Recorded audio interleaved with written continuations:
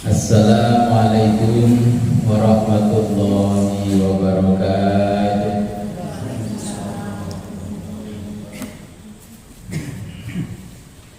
Bismillahirrahmanirrahim. Alhamdulillahirabbil alamin, wassalatu wassalamu ala asyrafil anbiya'i wal mursalin wa ala alihi wa sahbihi ajma'in. Amma ba'du, la haula wa la quwwata illa billahil aliyil azim. Alhamdulillah, pada malam hari ini kita diberikan kenikmatan oleh Allah yang sangat luar biasa, sehingga kita bisa kembali ngaji kitab Al-Hikam. Sebagaimana biasa, sebelum kita mulai pengajian ini, marilah kita berdiri Fatihah kepada junjungan kita baginda Nabi Muhammad SAW dan kepada muallif kitab Al-Hikam Syekh Athaillah Sakandari. Mudah-mudahan kita diberikan pemahaman yang sangat luar biasa oleh Allah Subhanahu wa taala. Biridha'illahi ta'ala wa bi'idhnillahi ta'ala wa li syafaati Rasulillah Sayyidina Muhammad sallallahu alaihi wasallam. Al-Fatihah. A'udzubillahi minasyaitonir rajim. Thumma ila hadratil habibina wa syafi'i qulubina wa qurrati a'yunina wa qurratina Sayyidina wa maulana Muhammadin sallallahu alaihi wasallam wa ala alihi wa ashabihi wa ahli baitihi kiram. Al-Fatihah.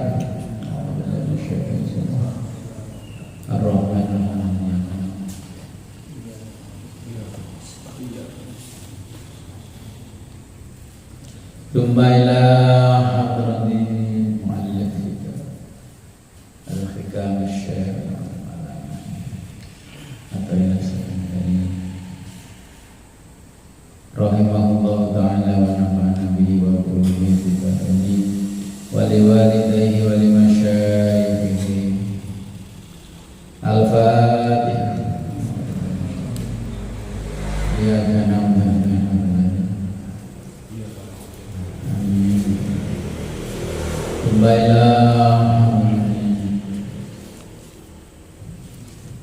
Baiklah hadratina abadina wa ummahatina wa jaddatina wa usulina wa furu'ina wa al-khairina wa sinna. Al-Fatihah.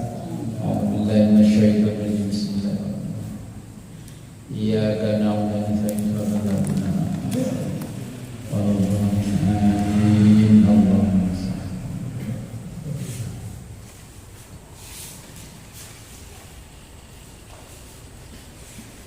halaman pinter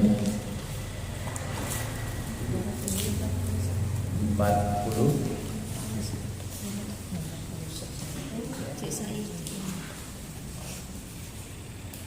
Husnul Amal.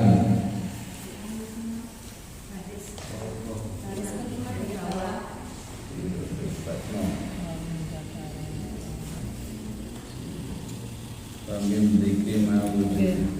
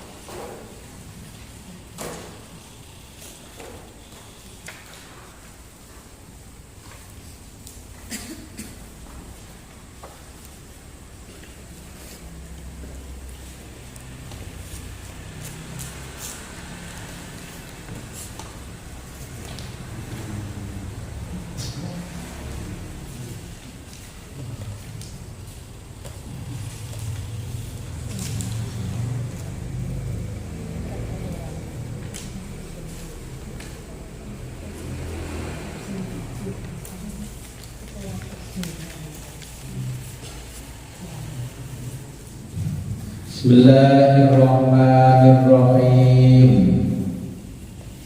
Qala al-muallifu rahimahullahu ta'ala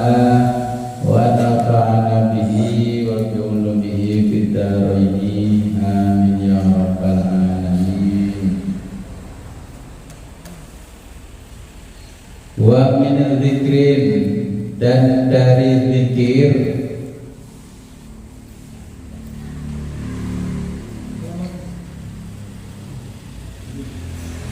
ma'a disertai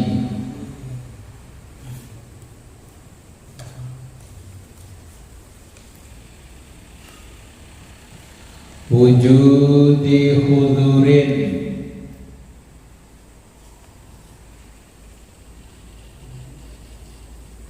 wujudi hudurin, kesadaran hadirnya. Oke, ini kula jenengan maknane pesantren wujudin wujud, hudurin hudur. Jadi ini satu kalimat, kalau wujudi hudurin bahasa kita kesadaran hadirnya.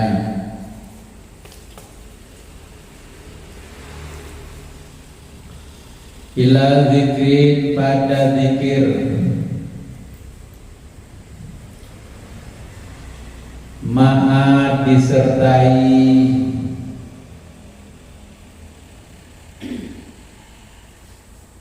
wujudi ghaibatin, kesadaran lalai.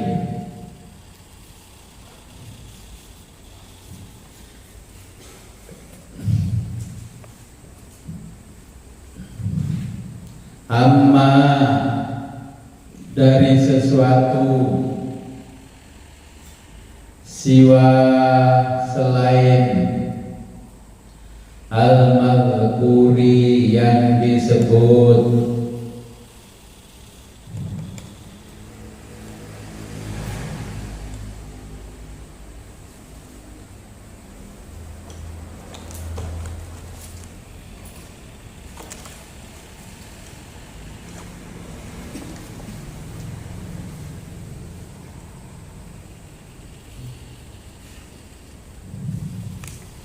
Wa huwa Allahu, adalah Allah.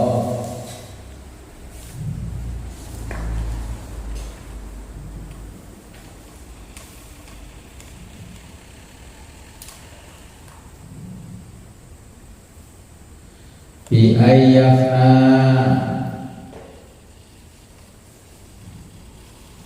dengan kerusakan yang disebut,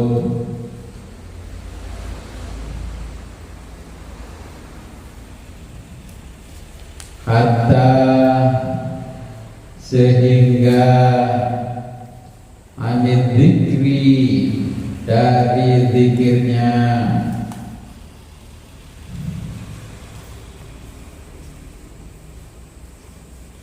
bayasiru, maka jadi,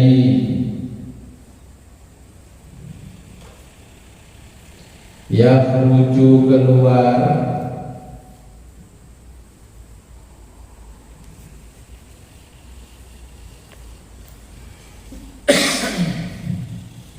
minhu, dari orang yang zikir. Apa al-zikru, zikir?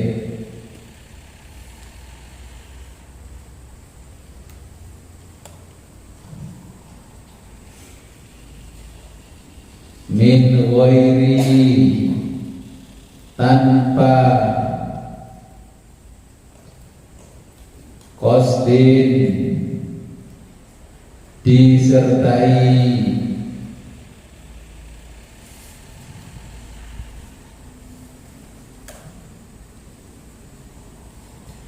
wa khinaidin, pada saat itulah,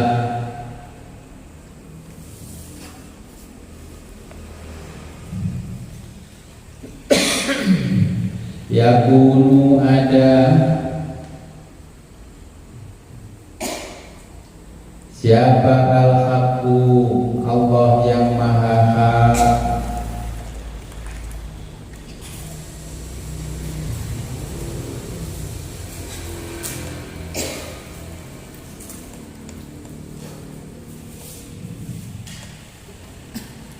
lisanahu, menjadi lisan,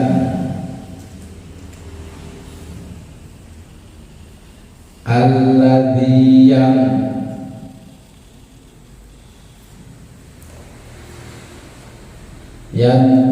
bihi digunakan untuk bicara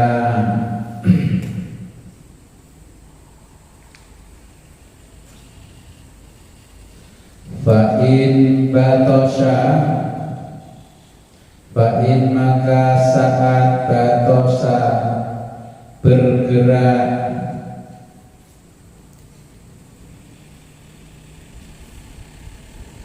hadzal dzakiru orang yang berzikir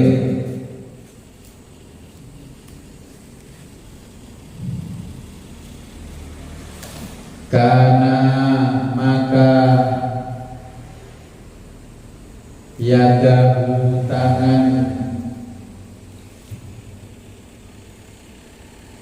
karena maka yadahu tangan Allah lah bu kembali pada al-haq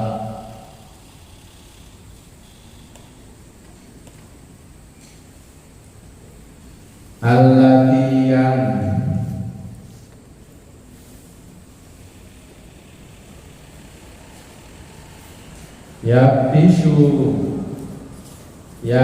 yaktisu bergerak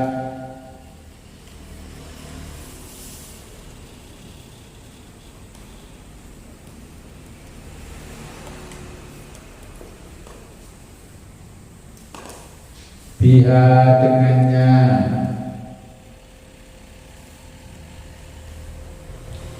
wa in sami'a ketika mendengar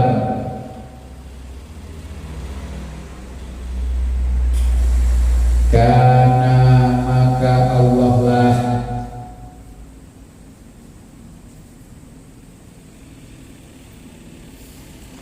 sam'ahu yang mendengarnya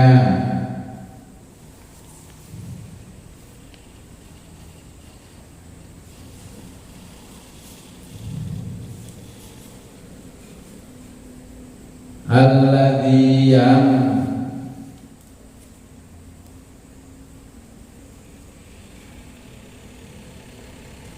yasma'u bihi menjadi pendengarnya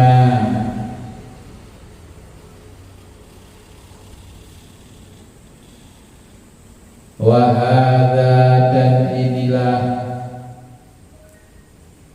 atau wa hadza dan ini al-ma'alimu adalah tanda-tanda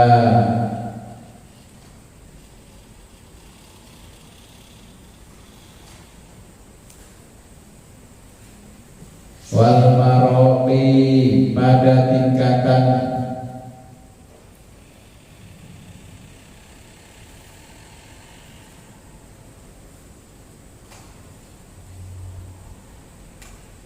la ya'rifu yang tidak bisa diketahui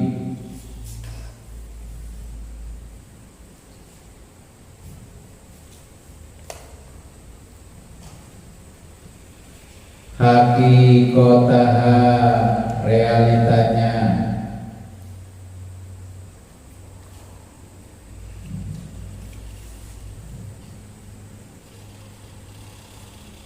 illa kecuali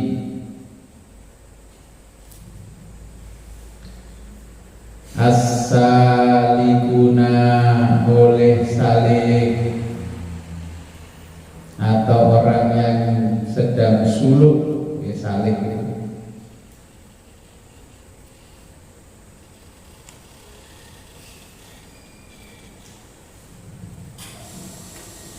wijdanan telah sepakat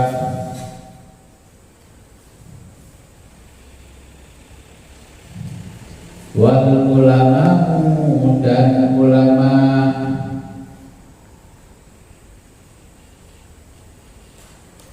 imanan mempercayai wa tasdiqon, dan membenarkan,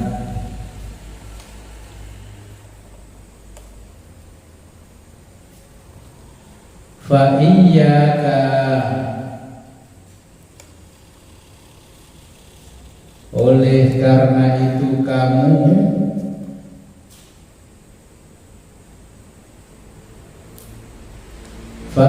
fatakdziba, jangan sekali-kali mendustakan,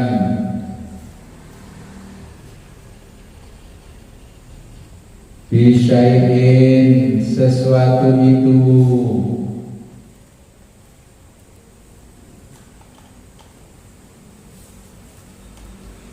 min dzalika, dari tingkatan itu,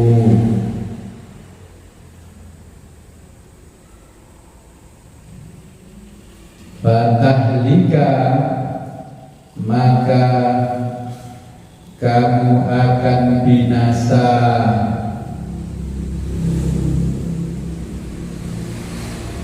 ma'al halikina,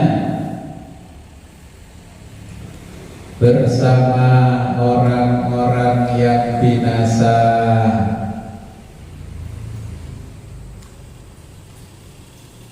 Walamma kana,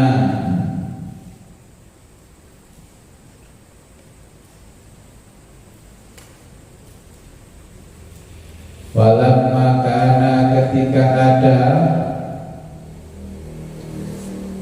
siapa al-muridu, seorang murid,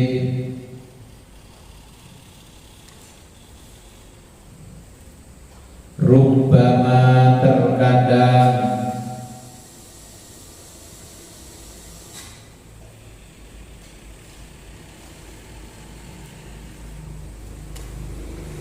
yastab'idu, beranggapan tidak mungkin,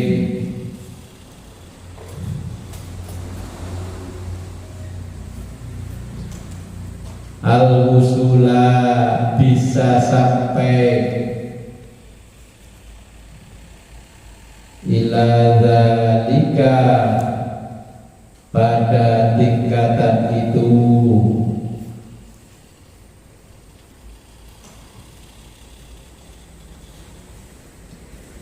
nahahu,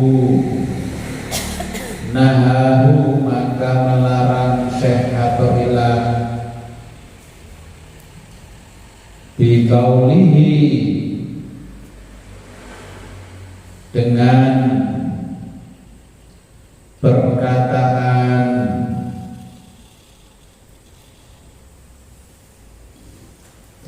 wa ma dzalika, dan yang demikian itu, alallahi, bagi Allah, bi'azizin, tidaklah sukar.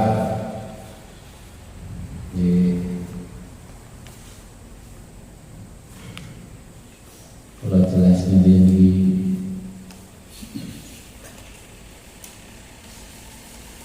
jadi yang dimaksud ini adalah kesadaran kita ketika kita zikir. Kita mengingat yang kita sebut al-madhkur. Jadi maksudnya ketika kita zikir, ketika kita wirid, ya kita mengingat yang diingat. Ketika berzikirnya mengingat Allah, maka hati kita, otak kita ini juga harus ingat dengan Allah. Jangan rusak ingatan kita selain Allah. Nah, bagaimana? Nah, kita harus menumbuhkan kesadaran yang luar biasa kepada diri kita, tentang zikir itu. Ya, memang sulit bagi pemula, itu sulit sekali. Contohnya begini, ketika kita zikir, mungkin kalau yang lebih aman, ketika kita zikir melafazkan Allah. Nah, ini dibutuhkan riyadhah. Nah, riyadhah itu adalah olah batin latihan spiritual. Nah, kalau kita nggak pernah kholwat, nggak pernah menyendiri di satu tempat, ya mungkin yang paling sederhana di kamar sendiri, terus kita pikir Allah, tidak akan bisa sampai usul karena masih Allah sudah terganggu yang lain. Nah, bagi seorang murid dibutuhkan cara-cara apa yang harus dilakukan. Pertama, kita harus olah batin dengan melatih jiwa kita dengan kesadaran yang tinggi. Contohnya ketika kita sholat Allahu Akbar, yang diingat adalah yang disembah saja, namanya Allah. Ketika kita tidak bisa mengingat saja namanya Allah, maka di dalam ilmu tasawuf kita dianggap menyembah kekosongan. Kira-kira pernah nggak dengan dalam waktu 5 menit saja seumur hidup ini mengingat Allah ketika sholat? Allahu Akbar. Jadi yang sering kita itu Allahu Akbar itu hanya beberapa detik, habis itu hilang lagi. Kenapa bisa begitu? Karena kesadaran kita akan dunia ini belum pernah bisa lepas. Kesadaran tentang dunia ini belum bisa lepas. Apa contohnya? Memang butuh pengetahuan yang sangat banyak untuk memahami kitab hikam, untuk memahami kitab hikam. Kita dalam zikir ini yang dilatihkan oleh Syekh Athaillah kepada murid-muridnya, pertama kita harus memahami dulu bacaan-bacaan zikir wiridnya. Contoh kalau kita, karena ini kitab ini merujuknya kepada Thariqah Syadziliyah, Thariqah Syadziliyah.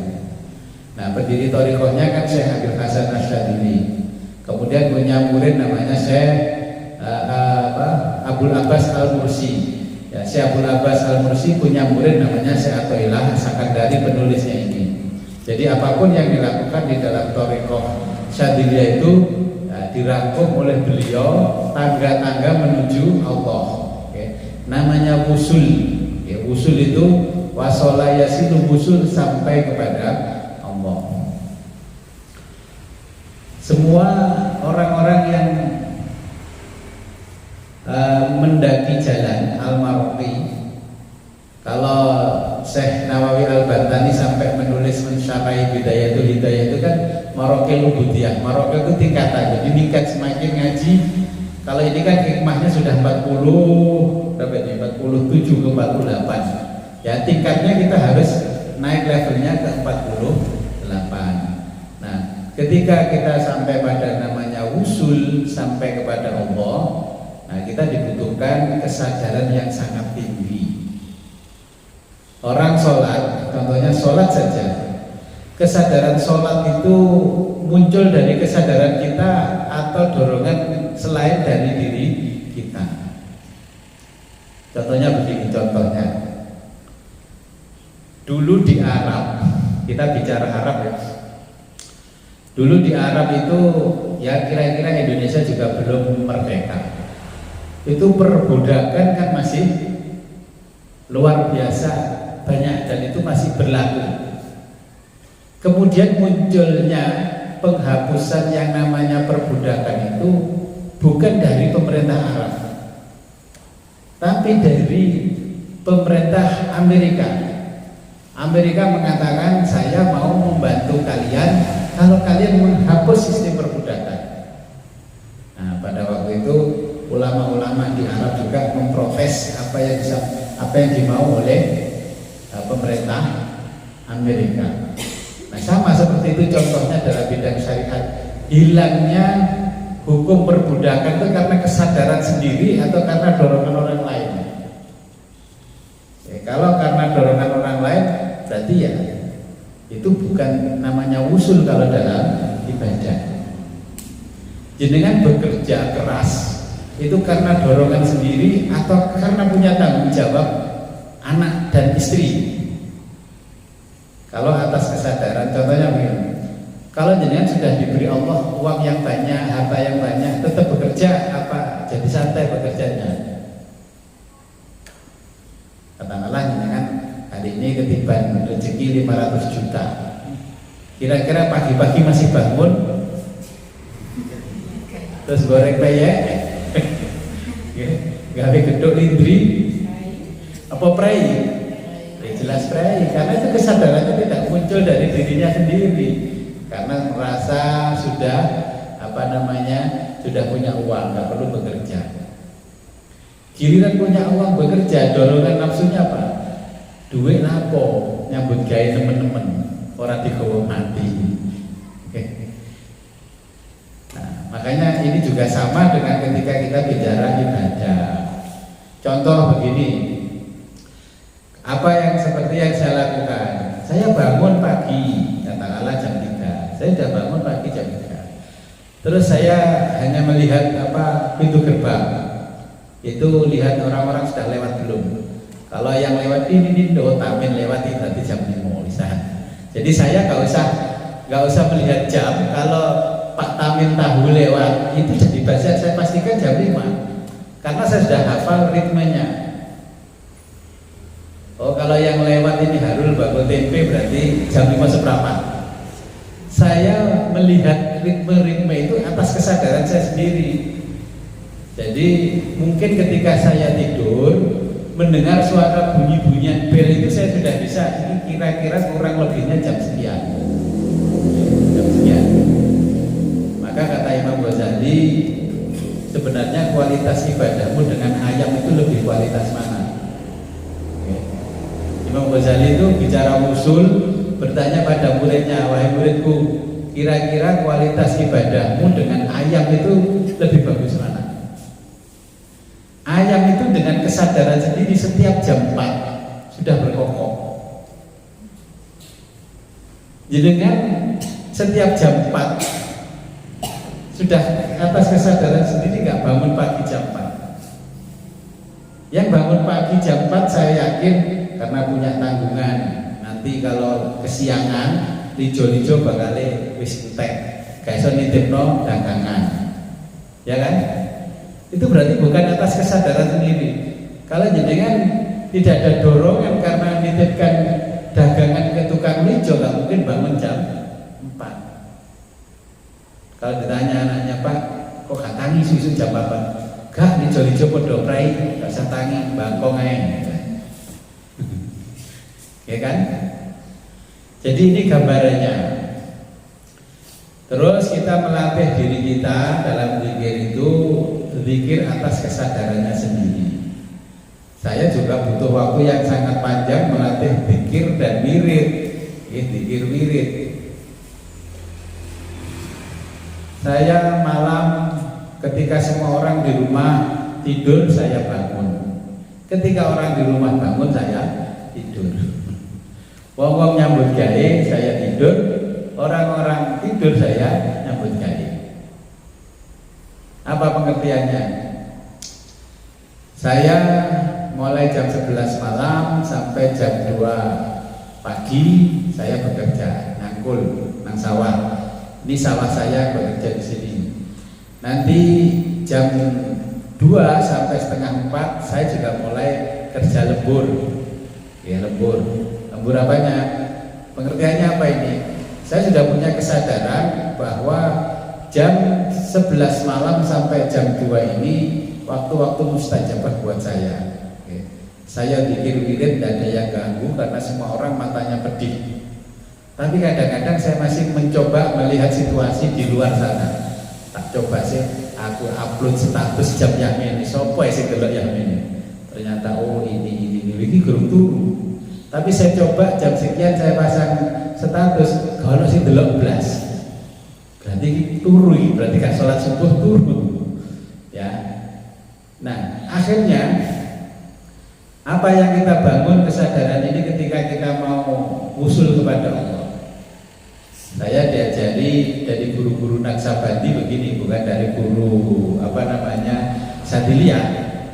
Ya Allah, bangunkanlah saya di waktu-waktu yang Engkau sukai. Bahasa Indonesia saja, bahasa Arabnya angel mengingat. Bahasa Indonesia saja, ketika kita mau tidur kita berdoa, ya, doanya apa yang akan saya jelaskan. Terus baca dulu, ya, surat Ikhlas, terus baca dulu, ya, Muawwidzaini, ya, Qul a'udzu birabbil Nas, kemudian ayat kursi. Terus tangan ini ditiupkan, ya, ke tangan ini, terus digosok semua seluruh tubuh, terus kemudian kita tidur. Oke, sebelum kita tidur kita berdoa kepada Allah, ya Allah, bangunkanlah saya di waktu-waktu yang Kau sukai. Ternyata saya sering dibangunkan oleh Allah di waktu-waktu yang disukai, itu antara 1:30 dan jam 3. Nah, di situ saya membangun kesadaran di malam-malam ini saya harus memperbanyak zikrullah, mengingat Allah. Karena apa? Dari pagi sampai sore saya melihat medsos begini-begini. Kalau saya hitung rekaman dari HP saya, itu jumlahnya hampir 1000 kali gini-gini. Akhirnya saya lihat tangan saya, ya, tanganku saya kira agak bengkok karena kakek nyekel HP. Kalau tangannya jenengan bengkok berarti kakek nyekel HP. Ini bukti ini.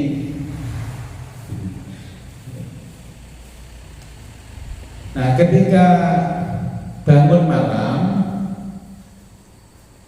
kita sebagai manusia biasa kan ingin doanya didengar, ya, ingin doanya didengar.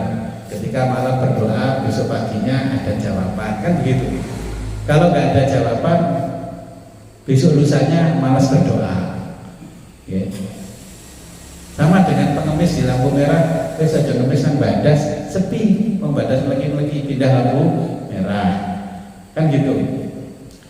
Jadi malam, nah, supaya memberikan semangat pada kesadaran kita, kalau kita belum bisa wusul langsung kepada Allah, saya dulu latihannya bertawasul kepada wali-wali kutubnya Allah yang masih diserai perkara dunia sampai hari ini. Contoh begini, kalau dijelaskan di kitab, wali-wali kutub yang bisa kita sambati sampai detik ini, ya, kita bisa mintai pertolongan, itu kan ada yang namanya Syekh Abdul Qadir Jailani. Kedua ada Syekh Ma'ruf Al-Karhi.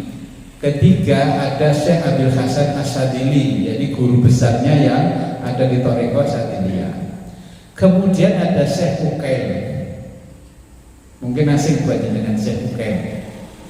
Saya ditanya orang, Gus ini buatan Syekh Ukil dah, Gus. Gak ada Syekh Ukil ini orang Jawa, karena ini orang Afrika namanya Syekh Ukail. Aslinya Akil, Akil. Terus orang sana bacanya Syekh Ukail. Ada juga nanti Syekh Ahmad Ar-Rifai, tergantung jenengan mau bagaimana. Saya berwasilah kepada 4 wali kutub ini, ya, untuk membangun kesadaran saya. Terus saya mencoba kesadaran itu dengan usul kepada Allah, wasilahnya membaca sholawat. Dan sholawat ini pasti jenengan hafal. Itu kan ada sholawat nariyah. Saya mencoba membangun dulu kesadaran saya, latihan spiritual, okay, latihan membaca sholawat, karena di kitab dijelaskan barang siapa membaca 444 terkabulnya doanya itu secepat belarang garing diobong. Bahasa kita kan daun kelapa yang kering terus dibakar. Dalam hati seorang salik berpikir begini, walaupun lisannya tidak ngomong, hatinya ngomong. Mosok sih bacaan sholawat begini saja kok bisa mustajabah begitu. Pertama saya baca 444, ternyata nggak dikabulkan. Ternyata nggak dikabulkan. Besok membaca lagi nggak dikabulkan. Sampai 40 hari tidak dikabulkan. Akhirnya kesadaran saya hilang, rusak bersama nafsu yang semangat tadi. Yang dijelaskan tadi kan kerusakan. Terus saya membangun lagi kesadaran lagi. Wah, mungkin guru wayai dikabulno. Ini ungkapan orang putus asa. Saya coba sih, kalau 444 enggak bisa, saya coba 4444. Saya coba sampai 4444, ternyata mustajabah besoknya. Saya niatnya begini. karena biar hati saya semangat. Jadi digawe jaluk opo-opo kan iso. Ya Allah, besok saya itu butuh uang 20 juta, tapi gak ada duit. Ya. Ini gak punya modal apa-apa, saya malam nyangkul di sawah. Ya maksudnya kan dengan pikir wirid itu, alhamdulillah besok paginya min haitsu la yahtasib saya dapat uang 20 juta. Itu membuat semangat setiap malam wiritan, setiap malam wiritan. Terus akhirnya saya dengan kesadaran itu wirid 100 kali. Coba hanya wirid 100 kali. Biasa kan sudah dikabulkan 20 juta itu, besoknya cuma 100 kali, 100 kali, 100 kali. Kalau jenengan kan 11 kali, 41 kali, 100 kali, 100 kali. Ternyata setiap 100 kali saya mendapatkan 1 juta, besoknya dapatkan 1 juta. Lama-lama hampir setahun. Terus saya membangun kesadaran lagi, masa sih mau sholawat mau boleh duit. Mereka boleh duit, boleh opo. Tanggungan puji akeh. Pak tukang setiap hari bangun. Saya baca terus sholawat. Tapi tujuannya adalah melatih spiritual kita supaya kita bisa usul kepada Allah dengan semangat membaca sholawat, terus dapat imbalan langsung. Akhirnya kan semangatnya bertambah. Setelah tahu bahwa doa ini mustajabah, maka di titik tertentu kita harus berhenti tidak minta uang, berhenti, dan kita merubah niat kita, tajdid niat dengan usul kita karena Allah. Sholawat yang dipandang hanya Nabi saja, bukan uangnya. Tapi ya gak enak Gus, gak ada duit, gak ada hasil. Ibadah itu kan butuh pahala. Masa jenengan mau kerja dibayar nanti, kan gak mau. Jadi akhirnya zikir wirid.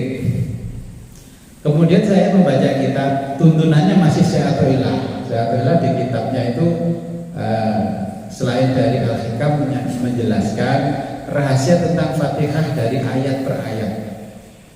Kalau kamu mau mustajabah dengan membaca basmalahnya itu kan begini.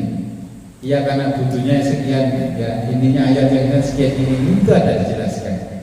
Saya mencoba, karena belajar tasawuf melalui ilmu thariqah ini ya harus dicoba. Saya mencoba wiridan Fatihah. Setelah membaca Fatihah dengan hitungan tertentu, ternyata kamar saya yang gelap itu jadi terang. Terus saya toleh begini. Toleh itu berarti kesadaran kita masih kurang, masih terpengaruh dengan kondisi. Ini gendruwo apa malaikat. Apalagi dengan cahaya yang sangat terang, kemudian baunya amis sekali kayak baunya ulo. Toleh kamar rapat, tapi kok baunya seperti ini, dan kamar itu tidak ada jendela. Ada kalau kamar yang sebelahnya itu dibuka baru ada jendelanya, ada cahayanya. Kok nggak ada? Mikir takut digigit ular. Nah ini kan dicoba oleh Allah, kesadaran kita masih ingat Allah apa ingat baunya. Akhirnya saya teruskan zikir wirid. Saya ambil minyak wangi, saya gosok-gosokkan tangan saya gosokkan ke hidung saya biar tidak bau yang amis tadi. Jadi cobaannya menuju Allah itu ya sangat luar biasa untuk membangun kesadaran. Yang paling gampang membangun kesadaran zikir kepada Allah itu dengan mengucapkan lafaz Allahu, tapi dibalik jadi Allahu, Allah. Jadi melatih nafas kita dulu, keluar masuknya nafas menyebut asma Allah. Sambil bekerja, sambil jalan, sambil matun, sambil tandur ya.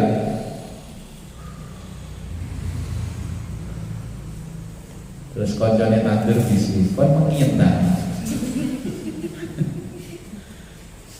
Ini membangun kesadaran karena apa? Supaya nafsu kita ini ya terbiasa juga mengingat Allah. Ternyata Yang sulit kita mengingat Allah karena kita digandoli yang namanya nafsu. Nafsu itu kalau bahasa sekarang adalah dorongan emosional. Bahasa saat ini diistilahkan dorongan emosional itu nafsu. Angel. Nah, kalau pemula baru pikir dapat 1000, yang namanya tenggorokan ini pasti kering.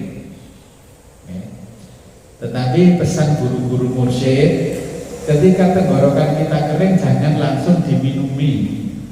Ketika dikit wirid, nah ingat jangan diminumi.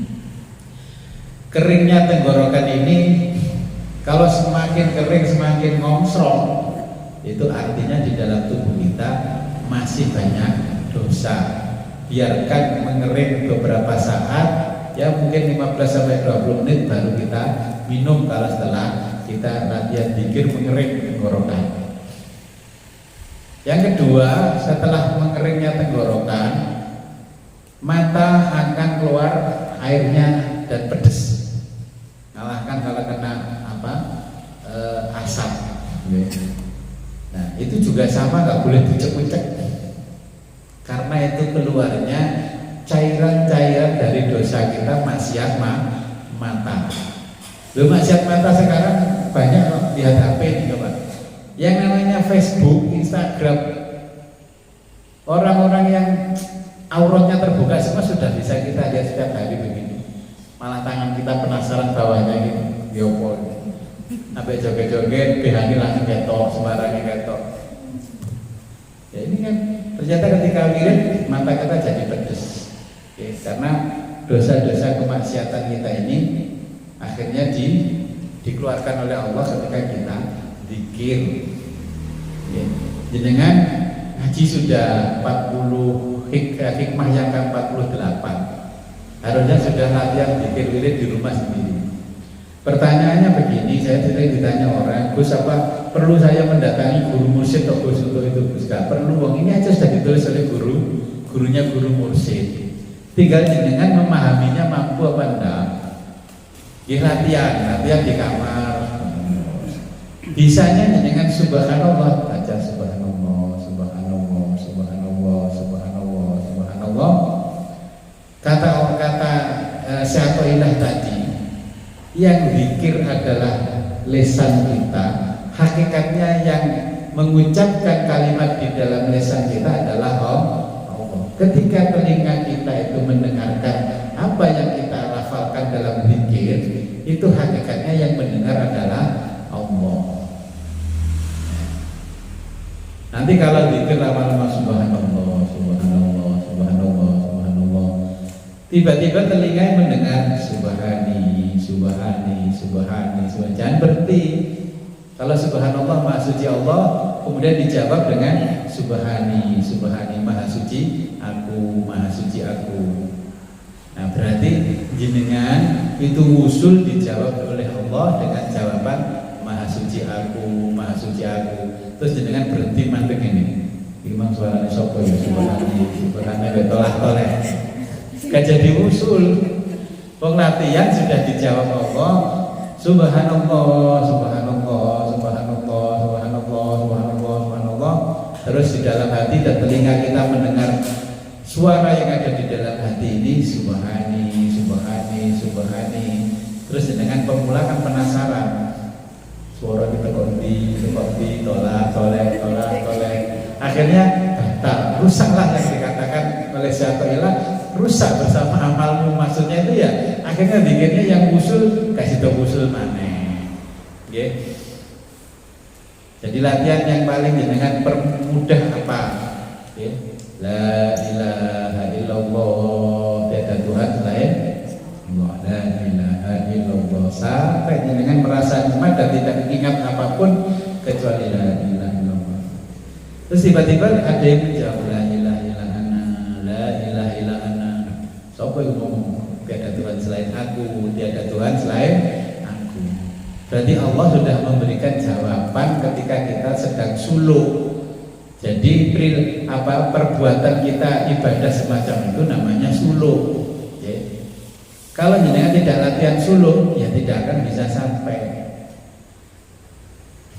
Ngapalno wiridan subhanallah subhanallah alhamdulillah alhamdulillah wala ilaha illallah wallahu akbar. Allahumma anta salam wa minka salam. Itu aja kayaknya nggak akan sampai. Pokoknya itu memang zikir latihan berzikir, bukan zikir yang sesungguhnya. Kalau yang diajarkan di hikam, ya jenengan ketika zikir bersama banyak orang di masjid seperti itu, ya masuklah ke kamar ya. Di kamar ya sama zikirnya, wiridnya itu ya. Allahumma anta salam wa minka salam wa inna rabbana bisalam tabaraka rabbana fata'ala ya dzal jalali wal ikram ya. Ilahi rabbi anta maulana subhanallah. Nah, ketika melafalkan pertama subhanallah subhanallah itu dengan kesadaran yang tinggi. Oke, dengan kesadaran yang tinggi bahwa kita memang mensucikan Allah subhanallah. Kalau jenengan sudah usul nggak sampai 33 kali, dijawab subhani, subhani, subhani, subhani. Subhanallah, subhanallah, subhanallah, subhanallah, subhanallah. Mungkin karena dijawabnya ini ketika usul, kita tidak subhanallah, subhanallah tidak akan berhenti. Makanya mengingatnya pun tidak akan bisa berhenti. Sama dengan ketika anak muda, laki-laki ketemu pacarnya atau WA sama pacarnya, janjian walaupun hujan-hujan kan tetap berangkat. Tante ini nang Budo ya nang Taprin masih udah tetap berangkat. Kalau yang manggil kekasihnya, begitu juga dimanapun ketemu Allah, ya kita berzikir. Zikirnya tidak hanya 5 kali sehari. Kira-kira kesulitannya dengan apa ketika zikir? Ngantuk, terus petangnya kriwi, duduk sebentar aja bokongnya panas. Coba lihat bonbit sedino, orang boleh gak krosok, gitu.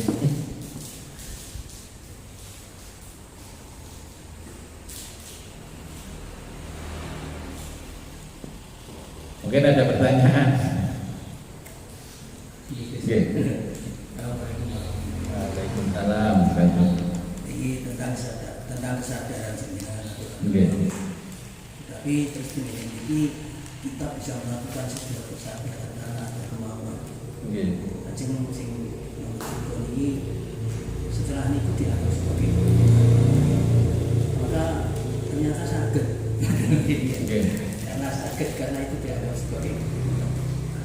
Tapi ini pada akhirnya kita menyadari semua orang ini memang ada kemauan dan setelah itu dianggap sebagai kebutuhan. Memang Allah mengatur yang kerenjol bayaran.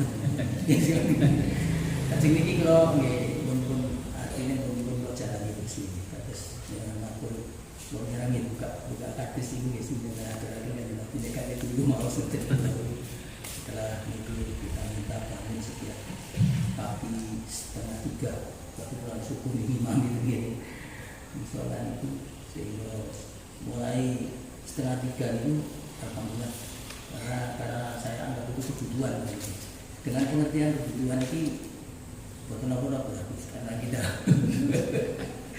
ketika kebutuhan ya tahu. Nah, ini jawabannya saya atau ilah. Oke, langsung di mana nih mau jawabannya? Wa madzalika, wa madzalika. Dan yang demikian itu kata saya atau ilah, saya bangun tidak ada kebutuhan bisa enggak? Saya bangun pagi mergo aku dadi imam. Mulai gak bangun karena sing imami. Kalau aku gak dadi imam, konangan wong aku gak lagi subuh, jatuh nama hamba. Jadi kalau masuk berkenan selain dari imam itu kan kita ada kebutuhan yang lain. Nah karena kebutuhan, karena kebutuhan itu makin dengan terus lagi. Karena kebutuhan ini karena yang namanya dia ya kebutuhan dunia, kebutuhan. Ini jawabannya saya toilah. Boleh nggak saya karena butuh dunia ya butuh akhirat. Jawabannya saya adalah makanya ila dzalika nahu biqaulihi wa ma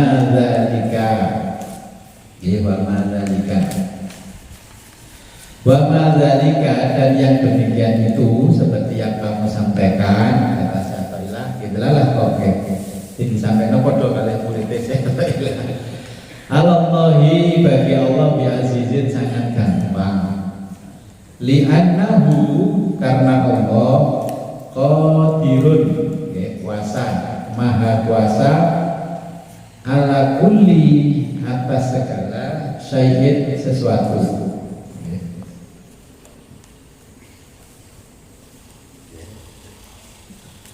Fa'alal muridi, maka bagi murid al-qiyami, ya, hanya wajib berdiam diri. Jumeneng, bahasa Jawanya jumeneng.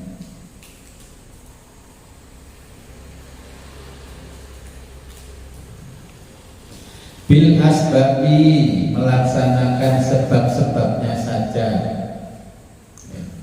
Ditangekno mergo dicopot nyamuk ya wis tangi, karena melaksanakan sebabnya. Ditangekno mergo eling kewajiban ngimami ya tangi. Eling dikirim mergo njaluk tambah rezeki ya tangi, sebab-sebabnya kan ada maksudnya. Nggih. Wa minallahi, dan menjadi urusan Allah apa al-wusulu hasilnya. Kalau kita nggak pernah mencoba, kalau orang yang mencoba, bisnis pun kalau orang mencoba, itu ya ada dua kemungkinan. Kalau nggak untung ya rugi. Kalau rugi berarti dia mencari tahu apa sebabnya saya rugi. Kalau untung juga dia mencari tahu apa kok bisa untung. Tapi kalau yang nggak pernah mencoba untuk bisnis, ya nggak akan menemukan yang kata untung dan kata rugi. Sama dengan kita kalau nggak latihan zikir, nggak latihan kholwah, ya nggak latihan riyadhah, semuanya kita nggak akan bisa menemukan. Dengan kalau hanya ngaji teori saja seperti hikam ini, nggak pernah praktekkan, ya nggak tahu. Terus pokoknya menengok madep kulon, skuter tasbih, situ aja. Ini kata Syaikhullah. Oleh kamu nggak tahu nyoba, kapan bisa merasakan nikmat lezatnya di dalam hati ini. Nah, kalau hati kita hijabnya tebal, maka kata Syaikhullah wa raf'ul hijabi, dan mengangkatnya hijab. Kata Syaikhullah, kita diangkatnya hijab kita dengan zikir wirid, hijab kita diangkat. Akhirnya wa min alamati mautil qalbi. Terus akhirnya kita tahu tanda-tanda matinya hati kita. Tuh, lanjutannya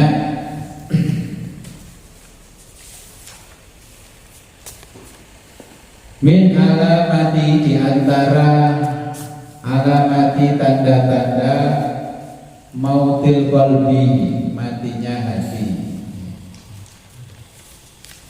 Kenapa tidak bisa usul? Karena hati kita belum kita aktifkan.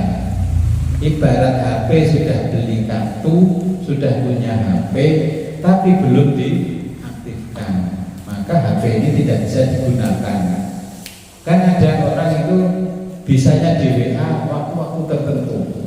Kenapa ya kok bisa di WA nya waktu tertentu?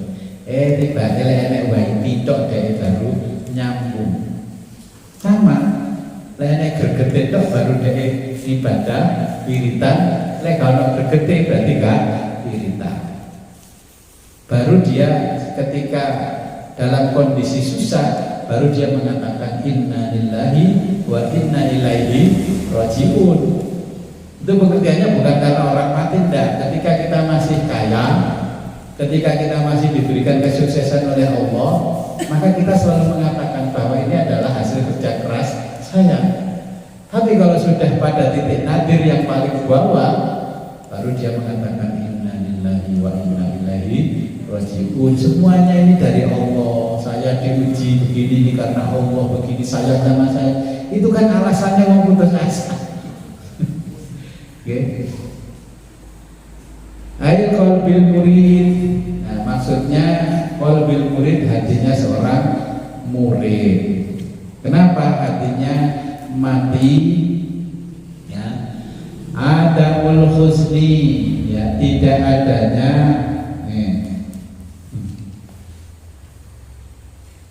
rasa sedih ketika tidak bisa wiritan. Adamul husni, karena tidak adanya al husni, perasaan sedih. Dulu ketika masih kecil, keturun siang duhur gak sholat tuh sedihnya minta ampun dia. Makin tua emang makin gak sedih.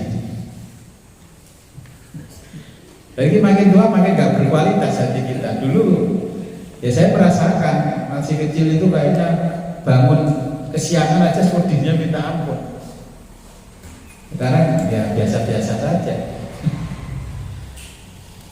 Alaman, pada saat alaman atas ketaatan, fataka yang kau lewatkan,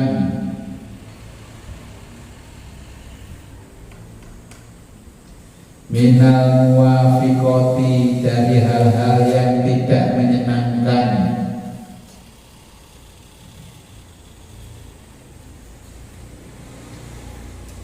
ayat taati, maksudnya ketaatan,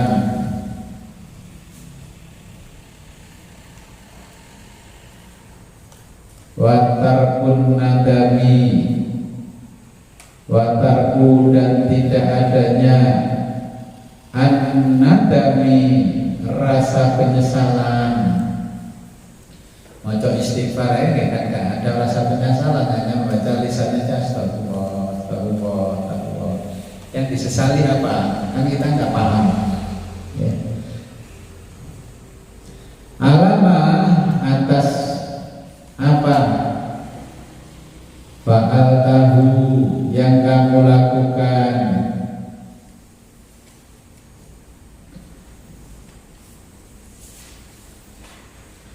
min wujudi, dari adanya az-zillati, kesalahan. Nah ini kata Syekhatullah, karena rata-rata kita ini salah dalam memanage diri kita. Makanya kalau kita belajar filsafat Islam, yang paling sederhana di dalam diri itu kan manajemen pribadi, kemudian manajemen keluarga, kemudian manajemen sosial. Nah, pribadi kita ini kalau tidak terbiasa melakukan komitmen yang tinggi dengan disiplin tinggi, itu senengan yang remehnya dalam segala hal, dalam segala hal. Tidak usah bicara dengan orang lain, dengan diri sendiri saja. Kita sudah tahu, diberitahu oleh Allah waktu-waktu yang mustajabah. Harinya dikasih tahu, tahunnya dikasih tahu, bulannya dikasih tahu. Kita dikasih tahu oleh Allah bahwa bulan-bulan mustajabah, nah, setiap tahun adanya di Ramadan. Tapi ketika kita Ramadan, ya hanya mengalap barokahnya Ramadan saja. Tidak pernah fokus untuk usul kepada Allah di bulan Ramadan. Banyak orang yang ngalap barokah ya dikasih barokah semua. Contohnya sepanjang jalan ibadah, semua kanan kiri jualan makanan takjil, dia laku semuanya. Itu cerminan orang-orang yang ngalap barokah, yang betul-betul memahami bahwa situasi Ramadan adalah satu bulan penuh itu diijabah oleh Allah. Tapi tidak satupun orang yang memiliki kesadaran tinggi bahwa itu bulan, satu bulan penuh. Nah, itu adalah waktu yang sangat mustajabah. Dan dia hanya mengingat begini, kok paling temane khutbah Idul Fitri, paling nanti kok taman Ramadan ini sampai dia apa pendengarnya itu apa yang mau disampaikan oleh khotib. Tapi gak makoni ketika Ramadan. Nanti 10 hari pertama namanya ini sampai apa ya? Itu ya apa? Hayyamur Rahmah, itu apa? Hayyamul Maghfirah, Lailatul Maghfirah itu apa? Ya. Tapi sudah tahu bahwa ini Lailatul Maghfirah, yo kayaknya wong sing dikir-dikir jalan ampun Gusti Allah. Ya. Okay. Ketika 10 hari terakhir itu hari-hari pembebasan dari api neraka, ya malah semuanya ke mall, nangtok.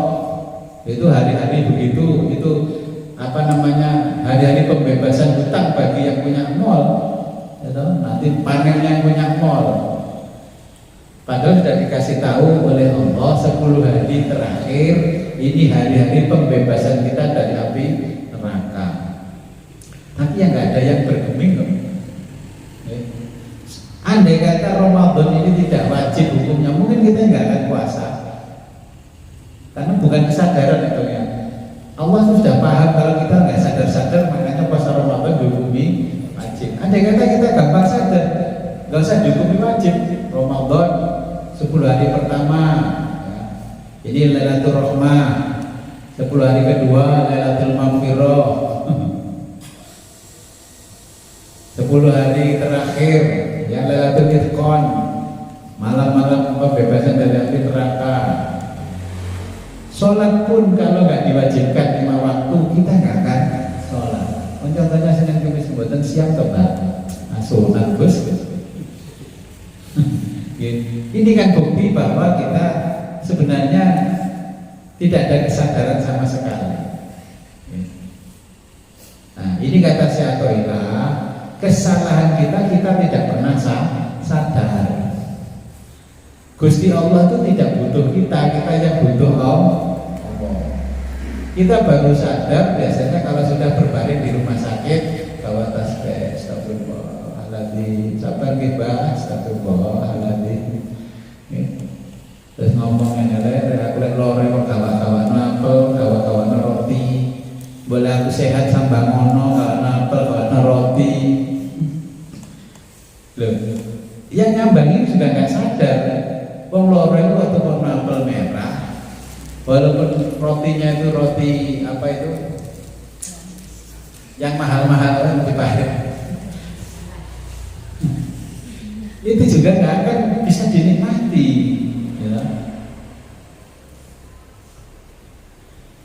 Nah, kalau kita ini sadar, kalau menyambung silaturahim ketika masih orangnya masih sehat, didatangi menggobah, ya kalau betaknya anggur merah, itu nikmat sekali.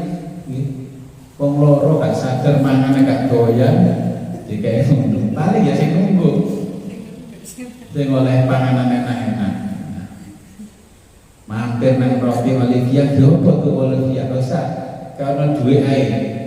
Kalau orang yang sadar kan gak bawa makanan, gak bawa obat, tapi bawa uang, kasih uang saja, karena mungkin butuh untuk beli obat. Yang menggeser kesadaran itu loh.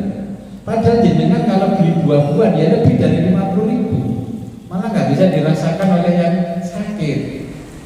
Kasih aja 100.000 biar bisa untuk tambah beli obat. Nah, antara yang sakit dengan yang besuk sama-sama tidak memiliki kesadaran. Kajanya yang harus mulai baru dibarangannya kayak gedang hijau, gedang macam-macam, durian, dikirim. Nah, makanya kata Syekh Athaillah, karena tidak adanya komitmen tinggi pada diri kita pun tidak akan bisa disiplin. Memang disiplin susah.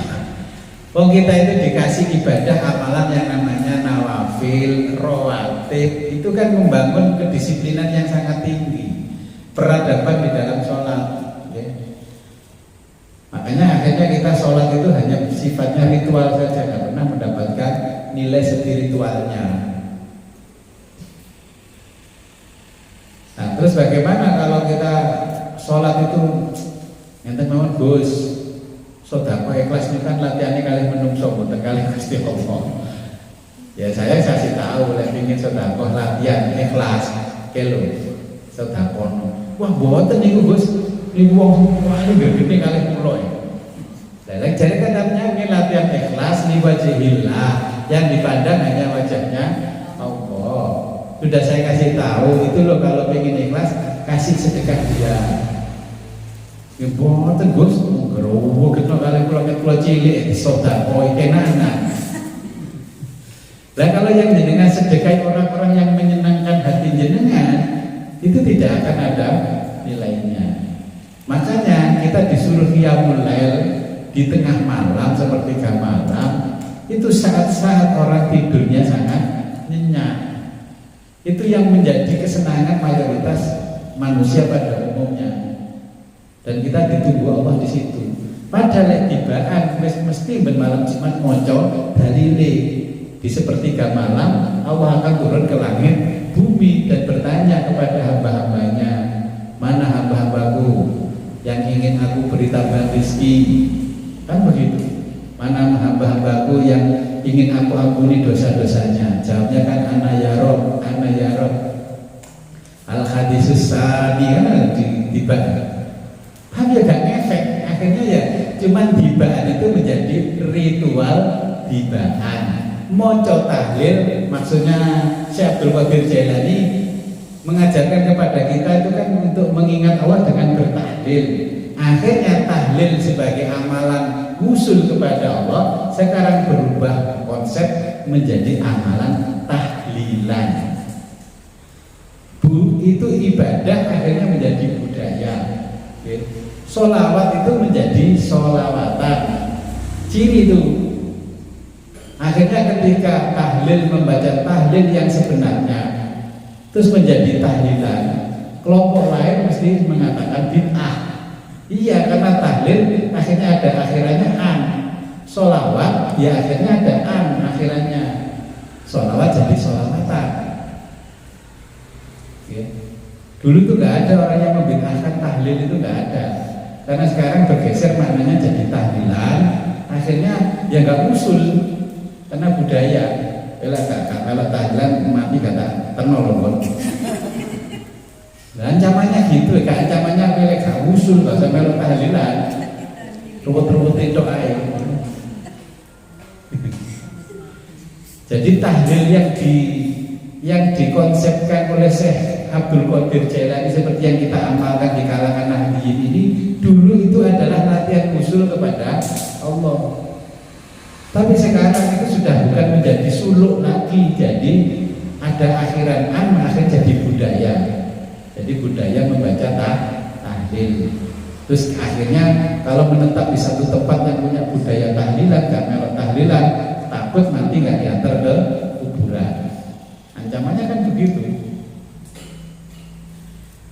Ya kita harusnya kembali tahlil itu, tahlilan itu menjadi tahlil yang beneran, mengingat Allah. Jadi bacaan-bacaan itu yang diajarkan oleh Syekh Abdul Qadir Jailani itu kalau kita belajar ilmu thariqahnya Qadiriyah, disitulah amalannya ya tahlilan itu.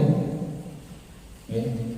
Kalau di sini baca sholawat, baca istighfar, hasbunallah wa ni'mal wakil. Kalau orang membaca hasbunallah wa ni'mal wakil, hasbunallah, itu biasanya amalannya orang Sadiliyah.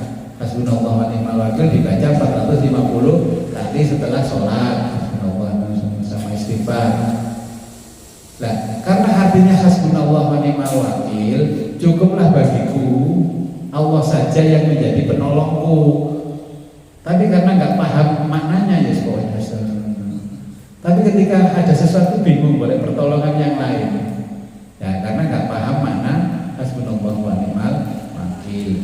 Terus untuk memperkuat yang namanya batinnya murid oleh Syekh Abdul Hasan Asy'adzili diberi amalan-amalan yang namanya hizib.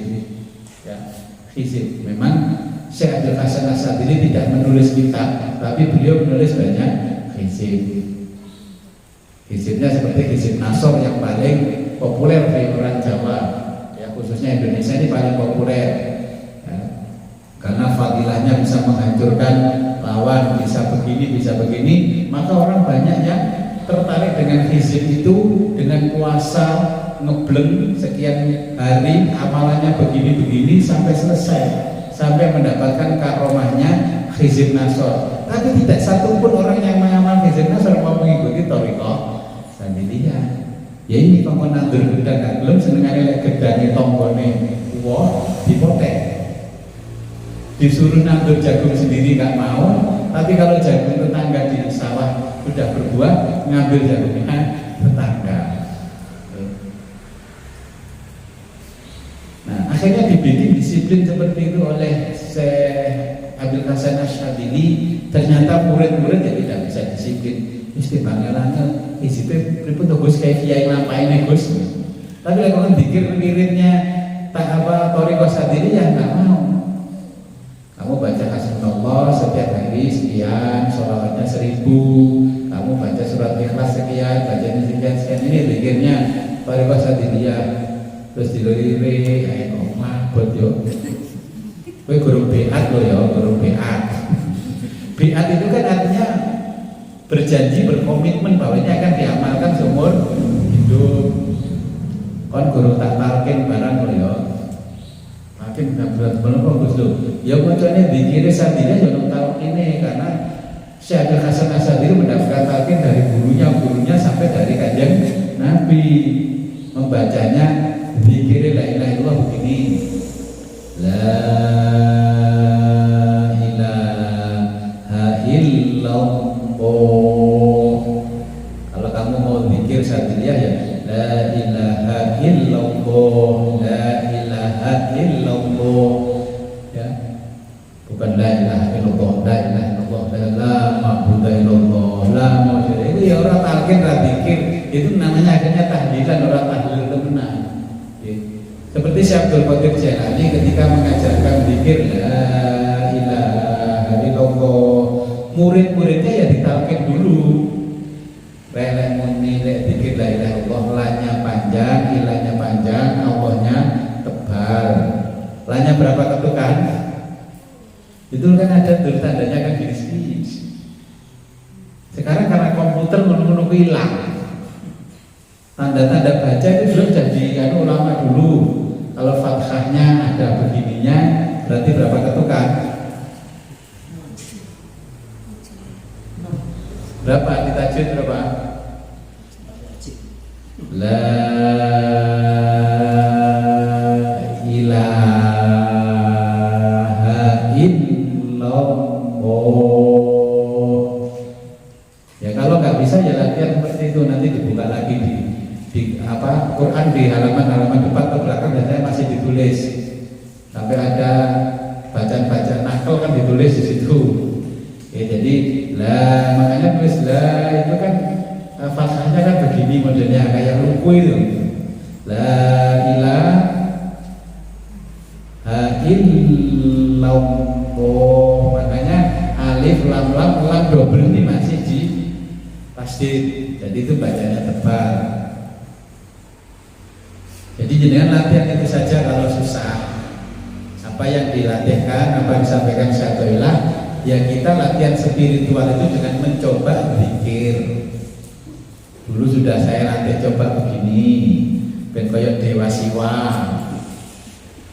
Karena bos paling ngono untuk kula sing sitok ilang. Kayak dewa Ganesha ilang. Karena zikir-zikir salah dikemplang, copot sitok siunge gitu. Nabi mengajarkan ke Sayyidina Ali, semua zikir-wirid itu sumbernya Sayyidina Ali sama Abu Bakar Siddiq, tidak ada bedanya, hanya tangga-tangganya saja yang berubah, yang berbeda. Jadi naikkan ini, masih ingat kan? Nah, lidah kita ke langit-langit, mulut basa Jawa ini unggah nang cetakmu ya lho. Bahasa Jawa, bahasa Indonesia kan ke langit-langit, mulut.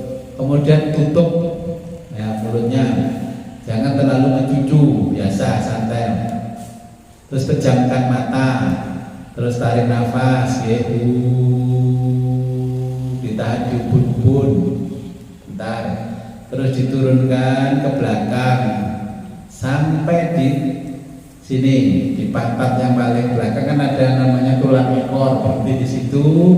Terus ditarik ke atas lagi, berhentilah yang ada di pusar kita.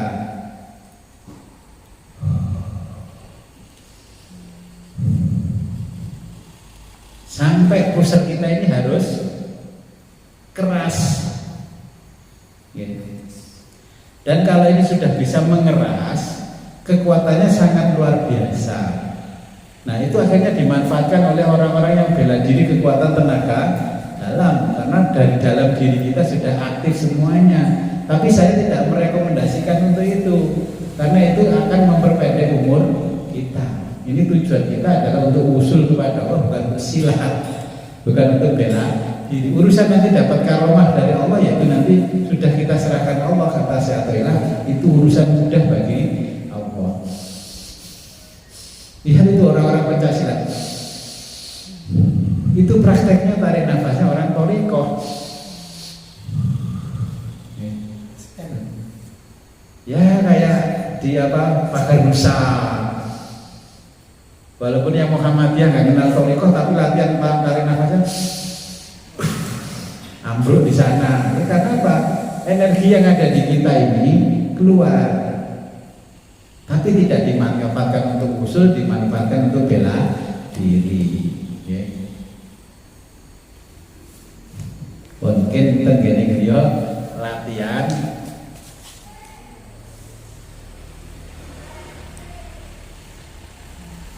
kita paham. Kalau saja ini pingin jenengan itu latihannya di sini, tapi saya pikirkan kan begini, lama-lama saya nanti dipikir kayak padepokan, kan juga enak. Padahal ini kan latihan suluk, mengajarkan jenengan sampai bisa usul. Nanti orang yang nggak paham, itu nggak torikoh dewi, macam-macam lah. Itu yang saya pikirkan begitu. Makanya dibutuhkan mursyid itu alias mentor itu untuk mengantar kita sampai kepada Allah. Ya. Tapi kalau jenengan saya suruh latihan sendiri, dikasih videonya saja, saya kirim video ya nggak sambung-sambung. Ya. Saya sebenarnya ingin punya satu ruangan yang bisa untuk suluknya jenengan. Dan suluk itu pasti malam. Makanya orang Naksabandiyah itu kan bikin kotak-kotak yang ada selambungnya putih-putih itu memang untuk suluknya mereka. Ya. Meskipun kalau tidak ada pertanyaan sebelum kita akhiri, ada pertanyaan ya, masih 5 menit. Ya. Ini baru pemula Gus nih. Nah, yang sudah pernah saya coba itu mungkin hampir semua merasakan bagaimana cara kita musul dengan kesadaran yang tinggi dan kesadaran penuh.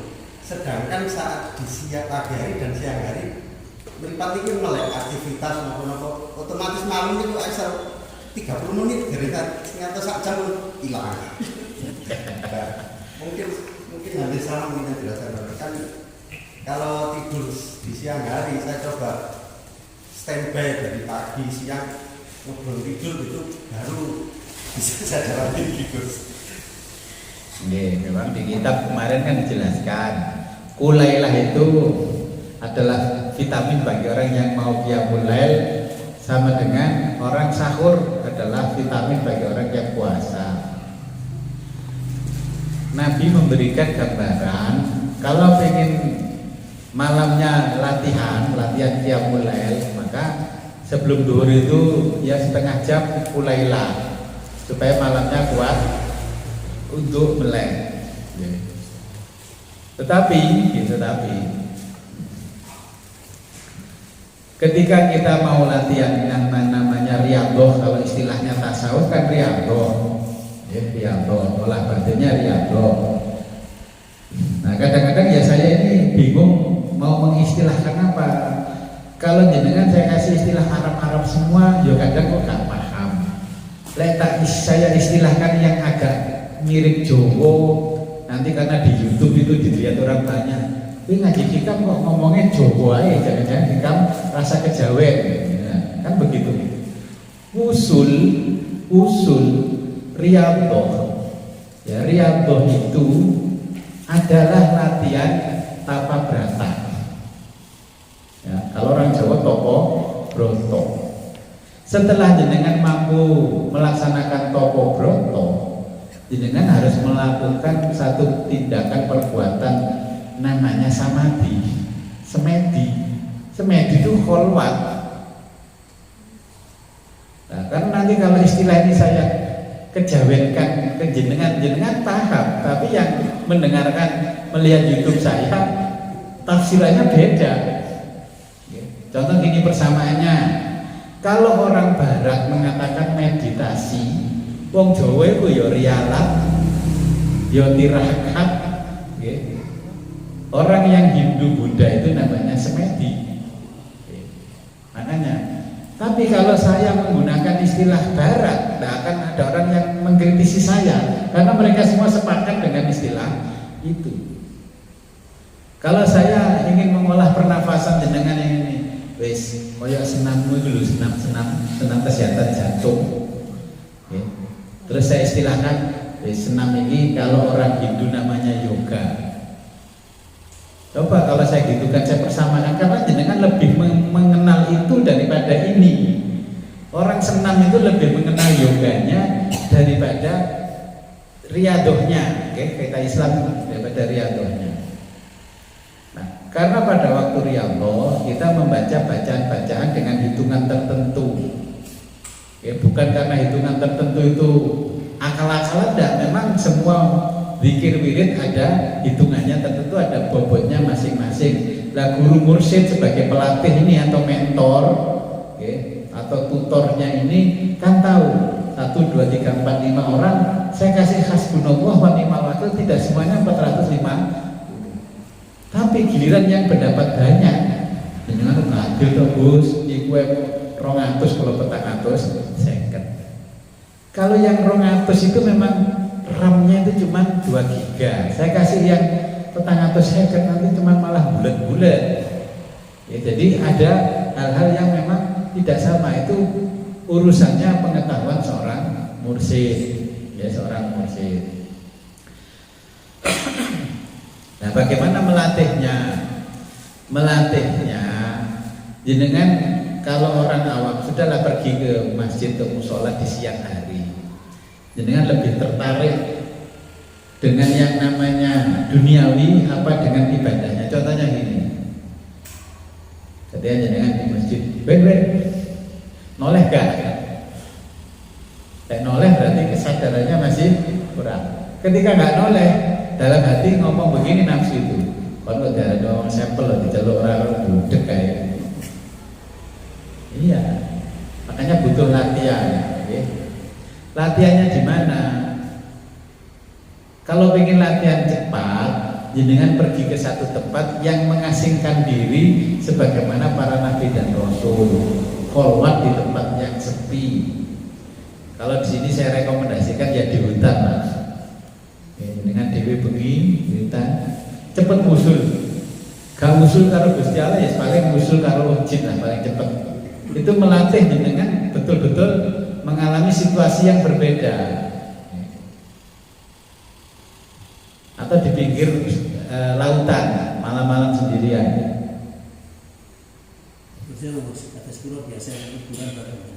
Buat nopo-nopo. Untuk wusul dan sekaligus mengingat mati. Gencing nih jero kuburan muncul, apa le? Takoni.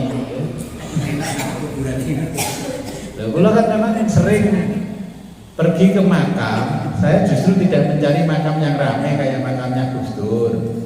Atau di Gus Dur ya kita tawasul di jalan Jogos, sepunten Gus gak sesuatu bengkowar arek sowan kono kabeh. Kayak sosokan. Saya mencari makam yang sepi. Dulu saya di Mataan sana itu kan angker. Saya mencoba di sana cerita jam 12 malam. Saya kan diceritani abah saya dan orang-orang di sekitar situ. Di situ katanya ada namanya ular tahun. Bahkan banyak orang yang digigit ular tahun, kakinya putus-putus ini. Saya menyaksikan semua orang yang digigit ular tahun. Ada orang bikin apa namanya gubuk di situ, terus saya bikin gubuk di sawahnya. Abah saya di sebelahnya pas. Karena di zaman G30 SPKI katanya situ kuburnya mayat dijadikan satu. Sangar. Ya begitu di situ ternyata memang betul. Wedon itu lewat semua. Ya. Apalagi dulu ada pohon apa yang buahnya bulat-bulat. Ya itu latihan ngetes awak lah kalau orang Jawa. Imane wis kuat gak blayu ora. Kalau pingin gak belayu, ya tirakan di situ, digembok, dikunci sampai rantai kayak kemarin.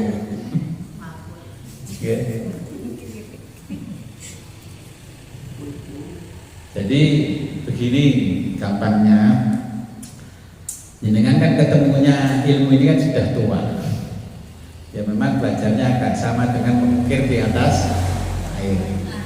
Anak saya dari kecil sudah saya ajari, tapi ketika sudah besar ya nggak susah-susah. Kalau sudah sama saya dikir-kir nggak sebegini.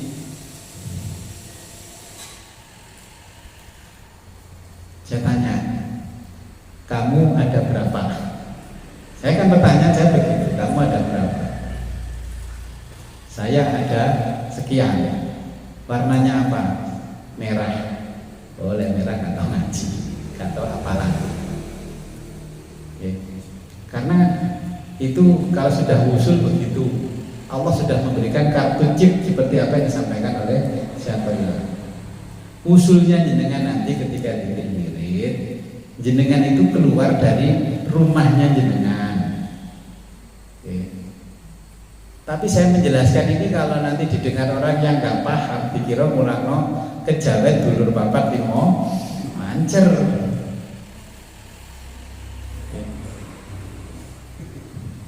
Ya paham ya. Jadi memang itu dibutuhkan satu amalan khusus kalau jenengan mau latihan. Ya. Saya dulu latihan begini, diam. Ya. Dengarkan saja. Kun kata Allah, kun fayakun kata Nabi Muhammad SAW, hukum kata Jibril, ya illallah salam ya Jibril wa Mikail wa Israfil wa Jibril. Ya aku sang ratu Qabil, sang ratu Hera Putih, dulur batin, karena batin opat kami pancer ya Allah. Nah, amalan itu versinya bukan orang Jawa, karena saya ketemunya di tanah Sunda.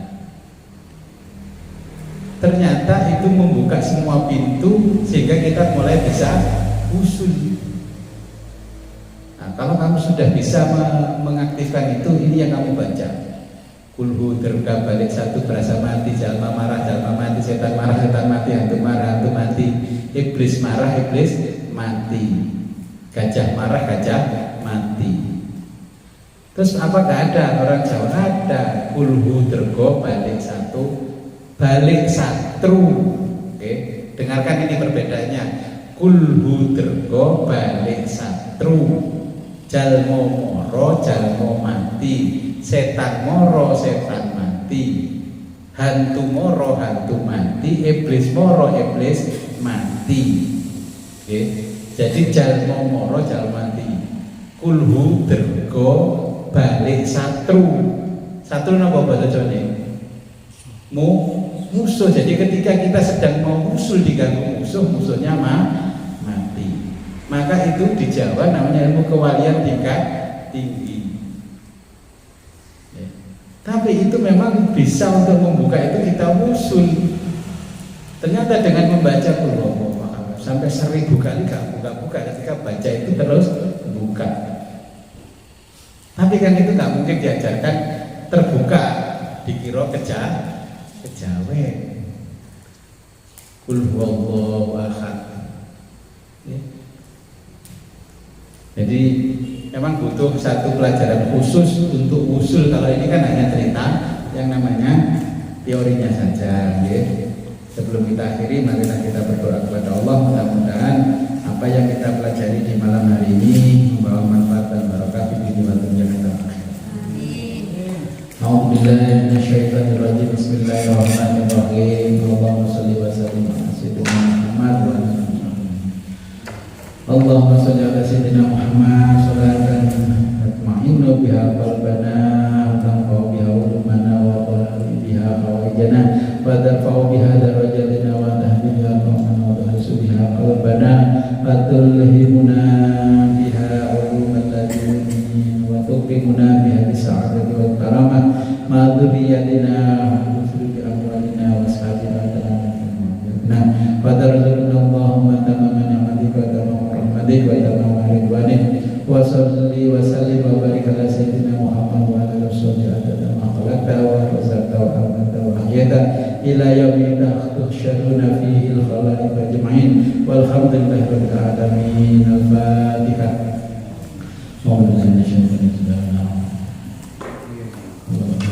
Amin. Akhirul kalam, Siratal Mustaqim. Wabillahi taufiq wal hidayah. Wassalamualaikum warahmatullahi wabarakatuh.